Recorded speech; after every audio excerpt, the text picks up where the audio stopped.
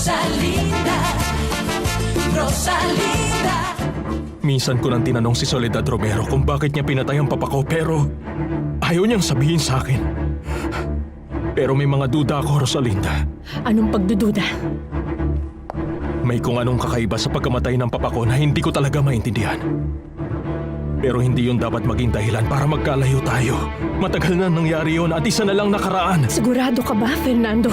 Oo, sigurado ako. Hanggang ngayon, naririnig ko pa rin ang mga sigaw mo noong araw na lalaman mo ang totoo na anak ako ni Soledad. Wag mong isipin yan. Sumisigaw ka. Paulit-ulit, wala akong pakialam kahit marinig pa niya. Gusto kong malaman niyang galit ako. Kinamumuhayan ko siya. Nakikiusap ako, Rosalinda. Usapan ka nilang tumigil ka na huwag ka nang sumigaw pa para hindi ko marinig. Pero hindi ka tumigil. Kabaligtaran ang ginawa mo. Mas lalo mo pang isinigaw. Hindi ko na siya mahal. Ayoko na siyang makita kahit na kailan. Pati ang anak niya. Silang dalawa. Pagkatapos nun, pumasok ang mama mo at sinabi niya sa akin ang lahat ng masasakit na bagay. At nang mawalan ako ng malay, mabilis siyang kumilos. At kinuha niya sa akin si Erica. Inagaw niya si Erica. At nang magising ako, nang paglapit ko sa duyan ni Erica, wala na siya ron. At ikaw, tuluyan mo akong inabandona, Fernando Jose. Lumabas ako para hanapin siya. Pero hindi ko siya makita.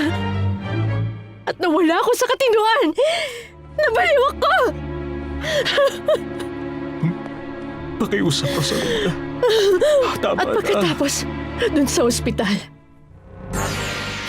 ang naaalala ko lang, ang pagkawala ng anak ko. At nagkasunog. Nakakatakot ang malaking sunog na yun.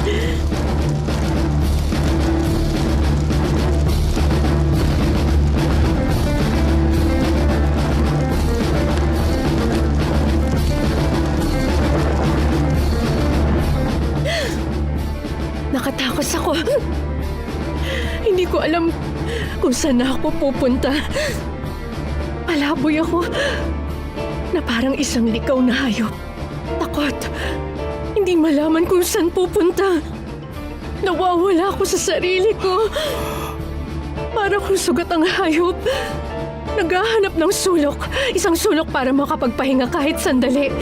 Pagkatapos noon, naranasan kong magdusa sa kalupitan ni Miserias.